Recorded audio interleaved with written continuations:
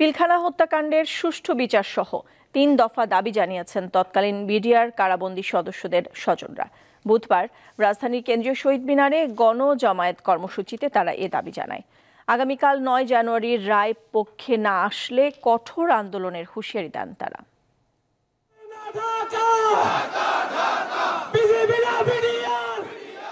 ২০০৯ সালের ২৫ ও ২৬ ফেব্রুয়ারি ঘটে যাওয়া পিলখানা হত্যাকাণ্ডের সুষ্ঠু বিচার সহ ৩ দফা দাবি নিয়ে বুধবার সকালে কেন্দ্রীয় শহীদ মিনারে গণজমায়েত করে সাবেক বিডিআর সদস্যদের স্বজনেরা। এ সময় বিনা অপরাধে গ্রেপ্তার হওয়াদের জেল থেকে মুক্তি, প্রকৃত অপরাধীদের শনাক্ত করে কঠোর শাস্তি এবং চাকরিচ্যুতদের পুনর্বহালের দাবি জানানো হয়। শেখ হাসিনা সরকার আমাদের নামে সরকার হয়ে মিথ্যা মামলা দিয়েছিল, রাষ্ট্রদ্রোহ মামলা।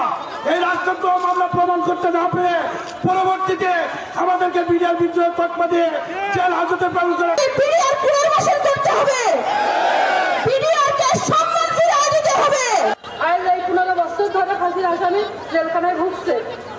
৯ সালে সমস্যা হয়েছে, সে ১০ সালের পরে তাকে জেলে দেওয়া হয়েছে। ভারতের ইন্ধনে বিডিআর হত্যাকাণ্ড হয়েছে অভিযোগ করে তারা বলেন, বিডিআর সদস্যরা ষড়যন্ত্রের শিকার।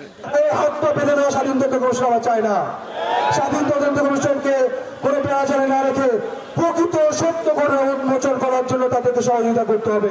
বলতে চাই, এই সম্পূর্ণ কার্যক্রমে, এই সম্পূর্ণ ষড়যন্ত্রে ভারতের হাত রয়েছে। এ সময় সুষ্ঠু বিচার নিশ্চিত না হলে কঠোর আন্দোলনের ঘোষণা দেয় বৈষম্য বিরোধী ছাত্র আন্দোলনের নেতারা। এই ২৪শে জুলাই অভ্যুত্থানের মাধ্যমে আমরা আবারও এটাকে বাংলাদেশ রাইফেলসকে পুনঃপ্রতিষ্ঠা করে চাবো ইনশাআল্লাহ।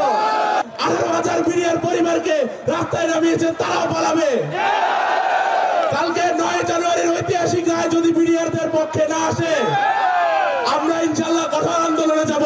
একজন বিডিআরও যদি রাষ্ট্রীয় জুলুমের শিকার হয়, এই নতুন বাংলাদেশে আমরা ছাত্র সমাজ তা মেনে নেব না।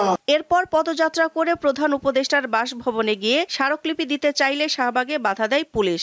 সেখান থেকে ৯ সদস্যের প্রতিনিধি দল প্রধান উপদেষ্টার বাসভবনে যায় স্মারকলিপি দিতে। দিলশা দানি, দীপ্ত সংবাদ, ঢাকা।